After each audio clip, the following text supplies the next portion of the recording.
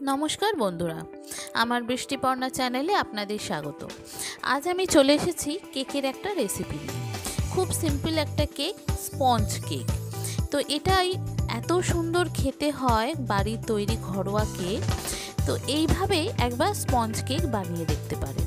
খুব সহজ, আর পরিমাপটাও আমি বলে দেব। সেইভাবে যদি করেন এইরকম স্পঞ্জ হবে, নরম তুলতুলে সফট হবে, খেতেও খুব সুন্দর হবে। চলুন তাহলে রেসিপিটি দেখে নেওয়া যাক। কিভাবে এই রকম নরম তুলতুলে স্পঞ্জ কেক আমি বানাই, সেটাই আমি আজ আপনাদের সঙ্গে শেয়ার করব। এত সফট হয়, এত নরম হয়, এইভাবে একবার ট্রাই করে দেখুন। স্পঞ্জ কেক খুব সফট হয়, খুব নরম হয়, আর খেতেও খুব সুন্দর হয়। অনেক সময় কি হয়, বাইরের তৈরি কেক খেলে অম্বল করতে পারে, অনেক সময় তাদের পরিমাণটা অন্য থাকে, মানে ঘিয়ের ব্যাপারটা অন্য থাকে। আর বাড়িতে এইভাবে যদি আপনি বানান, এতে মেজারমেন্টটাও ভালো থাকে, আর খেতেও কিন্তু খুব সুন্দর হয়, দুর্দান্ত হয়। তো এইভাবে একবার বানিয়ে নিতে পারেন। চলুন তাহলে কীরকমভাবে আমি স্পঞ্জ কেক করছি একবার দেখে নিই। খুব সফট হয়, খুব নরম হয়, আর খেতেও খুব সুন্দর হয়। প্রথমে এই কেক বানানোর জন্য আমি এখানে একটা ডিম নেব, একটু চিনিকে গুঁড়ো করে নেব, আর ময়দা নেব। আর এই মাপটা যেটা, সেটা আমি বলে দিচ্ছি। চা খাওয়ার যে কাপ আছে, সে বড়ই হোক আর ছোটই হোক। যদি ছোট মাপের কাপ নেন, তাহলে ছোট যে মাপের চিনি নেবেন সেই মাপেরই ময়দা নেবেন। আর যদি বড় কাপ নেন, তাহলে যে মাপ, বড় কাপের যে ময়দাটা নেবেন সেই মাপেরই চিনিটা নেবেন।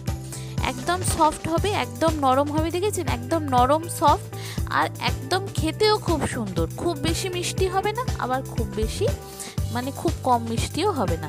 যাদের মিষ্টি কম খেতে পারবেন তারাও এটা খেতে পারবেন, আর যাদের বেশি মিষ্টি লাগে তাদের তো ভালো লাগবে। তো আমি প্রথমে একটা ছোট বাটি নিয়ে নিয়েছি, তাতে একটা চায়ের কাপ নিয়েছি, মাঝারি সাইজের চায়ের কাপ। খুব বড় নিয়ে নিই, খুব ছোট নিয়ে নিই। আমি একটা ডিম নেব, একটা ডিমকে ভালো করে আগে ফাটিয়ে নেব। আর চিনি যেটা এখানে আমি নিয়েছি, চিনিটা একটু মিক্সিতে গুঁড়ো করে নিয়েছি।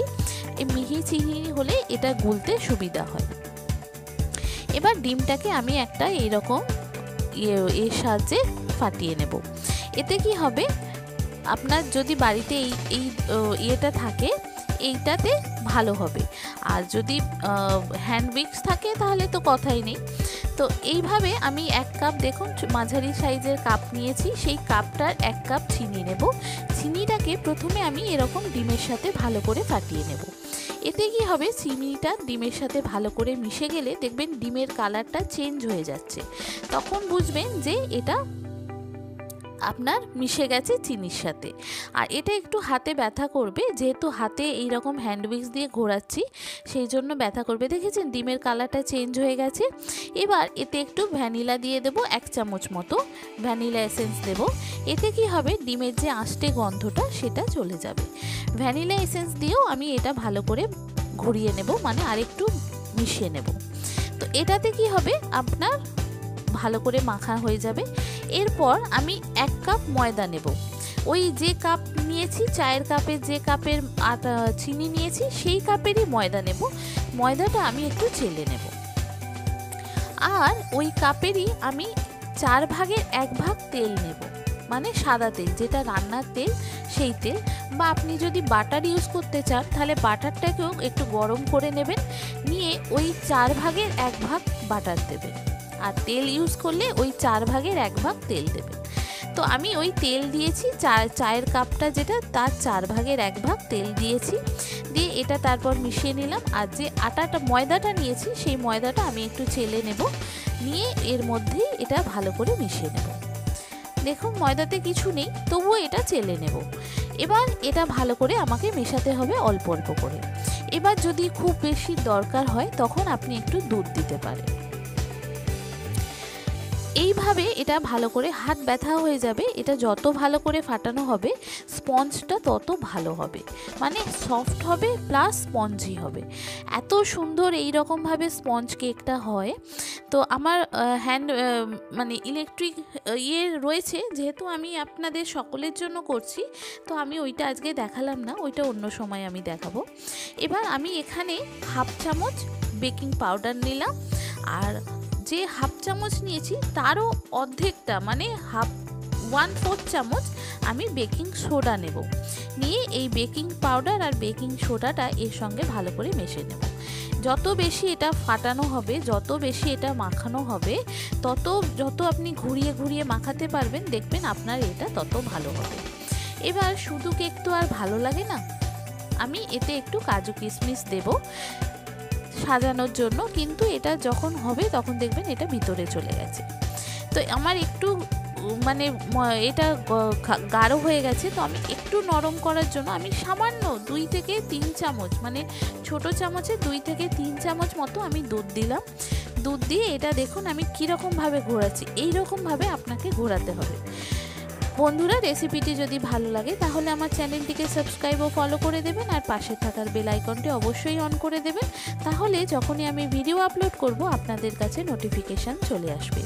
আর ভিডিওটি দেখতে দেখতে একটা লাইক ও শেয়ার করে দেবেন। কেমন হলো রেসিপিটা আমাকে অবশ্যই কমেন্ট করে জানাবেন, ভালো লাগলে একটা লাইক ও শেয়ার করে দেবেন।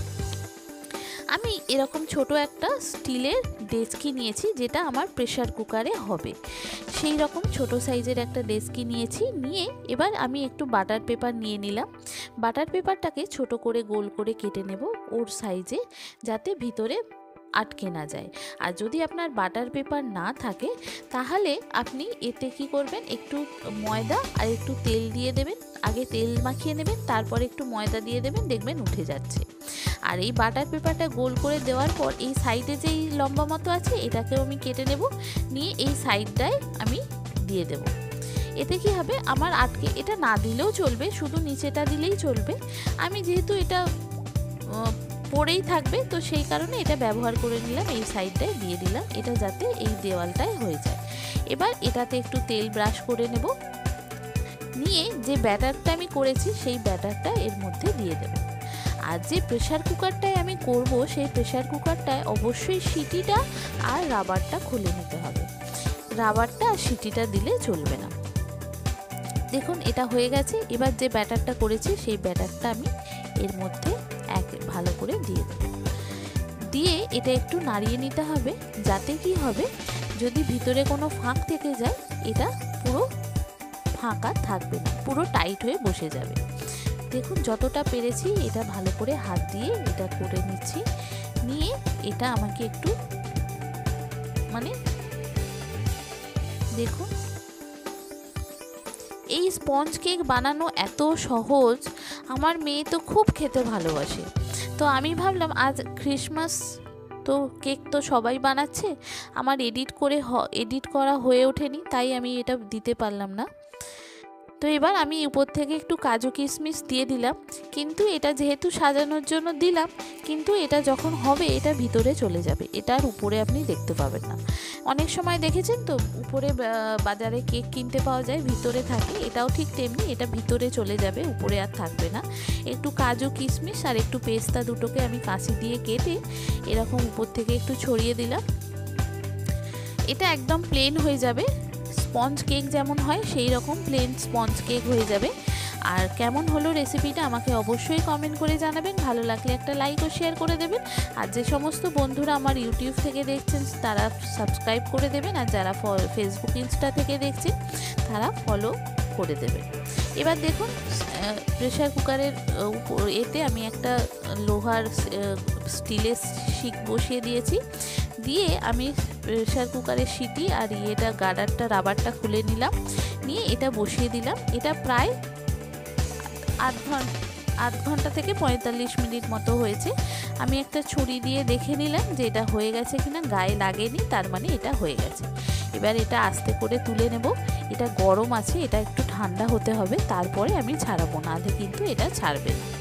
দেখেছেন এটা একদম কত গরম আছে, কিন্তু এটা স্পঞ্জ হয়েছে, একদম ফুলে ফেঁপে উঠে পড়েছে, খুব সফট হয়েছে, খুব নরম হয়েছে। এবার আমি আস্তে আস্তে এটা ছুরি দিয়ে সাইডটা করে নিচ্ছি, নিয়ে এবার এটা প্লেটের মধ্যে তুলে নেব। কেমন হলো রেসিপিটা আমাকে অবশ্যই কমেন্ট করে জানাবেন, ভালো লাগলে একটা লাইক ও শেয়ার করে দেবেন।